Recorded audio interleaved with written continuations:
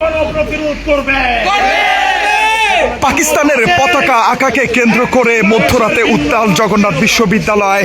এই মুহূর্তে এই শিক্ষার্থীদের পক্ষ থেকে বিক্ষোভ করা হচ্ছে। পাকিস্তানের পতাকার উপর দাঁড়িয়ে সাধারণ শিক্ষার্থীরা বিক্ষোভ করছেন। দর্শক, কালের কণ্ঠে খন্দকার আসিফুজ্জামান আপনাদেরকে জগন্নাথ বিশ্ববিদ্যালয় থেকে সরাসরি সংযুক্ত করেছি। আপনাদেরকে একটু জানিয়ে রাখতে চাই, মহান বিজয় দিবস চলছে এবং মহান বিজয় দিবসে জগন্নাথ বিশ্ববিদ্যালয়ের ফটকে পাকিস্তানের পতাকা আঁকা হয়েছে ঘৃণা জানানোর উদ্দেশ্যে। এবং শিক্ষার্থীরা যখন পাকিস্তানের পতাকা জগন্নাথ বিশ্ববিদ্যালয়ের ফটকে আঁকা শুরু করে, তখন প্রথমে জগন্নাথ বিশ্ববিদ্যালয়ের প্রক্টোরিয়াল টিম এসে সেই পতাকা আঁকতে শুরুতে বাধা দেয়। পরবর্তীতে সাধারণ শিক্ষার্থীদের তোপের মুখে প্রক্টোরিয়াল টিম সেই স্থান ছেড়ে চলে যেতে বাধ্য হয়। এক পর্যায়ে শিক্ষার্থীরা সেই পতাকা আঁকে এবং শিক্ষার্থীদের অন্য একটি অংশ যারা পতাকা আঁকছিল, পাকিস্তানের পতাকা আঁকছিল ঘৃণা জানানোর উদ্দেশ্যে, সেই শিক্ষার্থীদেরকে বাধা দেয় এবং তারা সাধারণ শিক্ষার্থীরা যারা পতাকা আঁকছিল তাদেরকে উদ্দেশ্য করে বলে যে পাকিস্তানের পতাকা আঁকার কি প্রয়োজন, পাকিস্তানের সাথে তো আমাদের মিউচুয়াল হয়ে গেছে। এবং তাদের মধ্যে বাকবিতণ্ডা হয় এবং এক পর্যায়ে সেটি কিন্তু তোপের একটি অংশ তৈরি হয় এবং যেই অংশটি শিক্ষার্থীদের যে অংশটি পাকিস্তানের পতাকা আঁকতে বাধা দেয়, তাদের সাথে সাধারণ শিক্ষার্থীদের একটি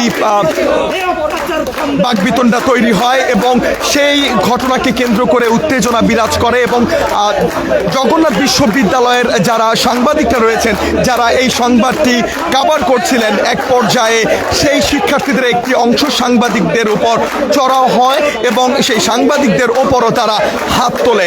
এমন ঘটনাও এখানে ঘটেছে। সাধারণ শিক্ষার্থীদের পক্ষ থেকে এই মুহূর্তে পাকিস্তানের পতাকার ওপর দাঁড়িয়ে তারা বিক্ষোভ করছেন এবং তারা প্রতিবাদ জানাচ্ছেন। মূলত জগন্নাথ বিশ্ববিদ্যালয়ের ফটকে পাকিস্তানের পতাকা এঁকে পাকিস্তানের প্রতি যে ঘৃণা, 1971 সালে পাক হানাদার বাহিনী আল বদর, আল শামস যারা বাংলাদেশের নিরীহ মানুষকে অকাতরে হত্যা করছিল, সেই সব পাকিস্তান হানাদার বাহিনী এবং পাকিস্তানের প্রতি সেই ঘৃণা থেকে জগন্নাথ বিশ্ববিদ্যালয়ের ফটকে সেই পতাকা আঁকেন এবং সেই পতাকা আঁকাকে কেন্দ্র করে জগন্নাথ বিশ্ববিদ্যালয়ের মধ্যরাতে উত্তাল হয়ে ওঠে।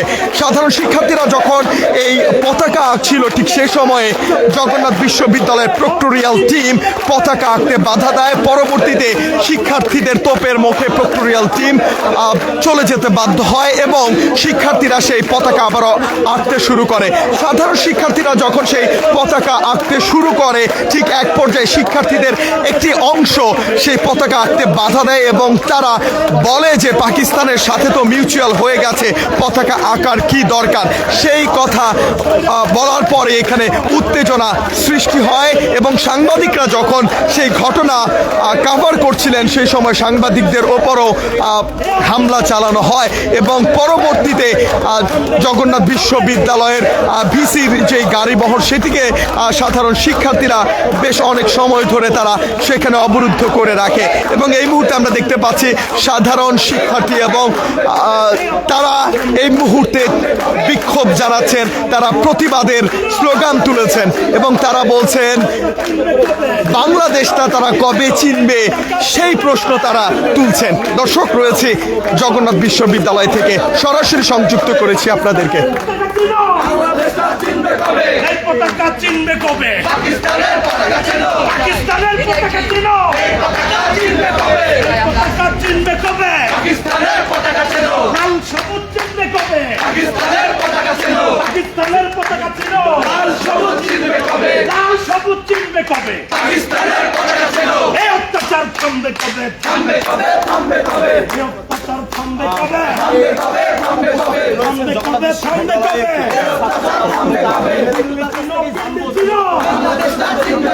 লাল চিনবে কবে?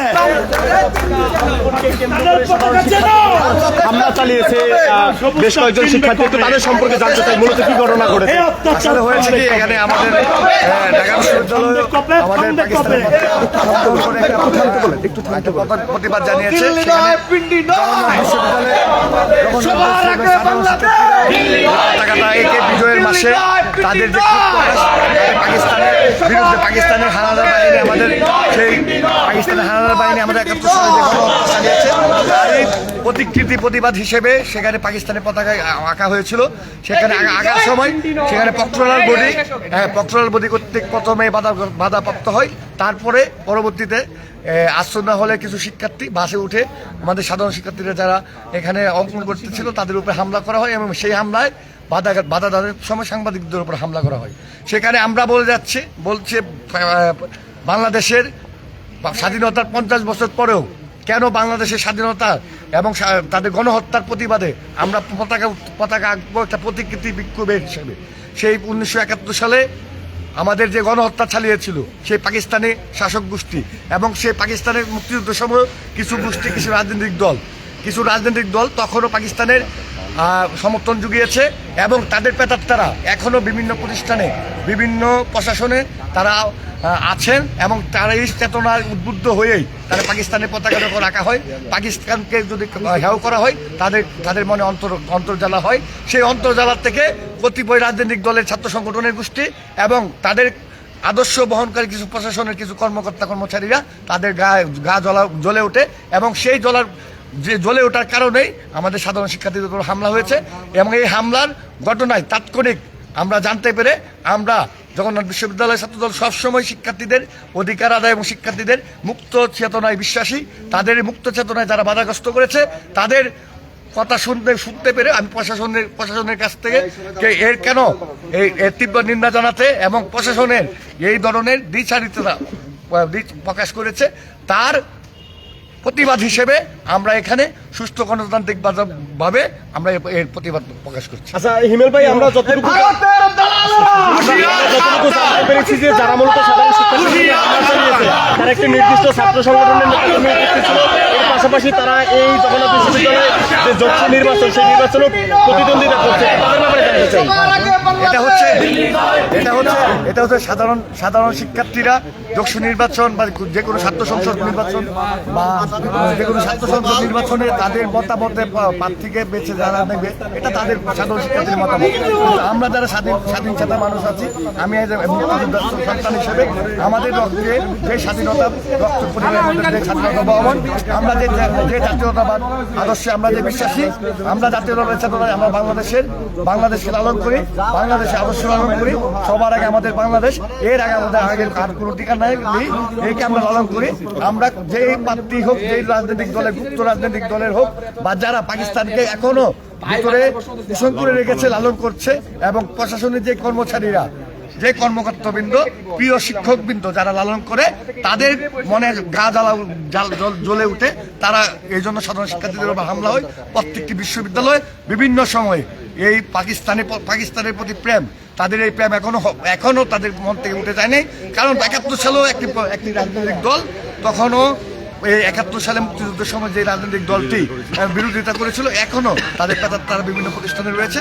এটার জন্য তারা এরই বহিঃপ্রকাশে তারা এই বিভিন্ন বিশ্ববিদ্যালয়ে মুক্ত চেতনার বিশ্ববিদ্যালয়ে মুক্ত চেতনার অধিকারী শিক্ষার্থীদের উপর হামলা করে।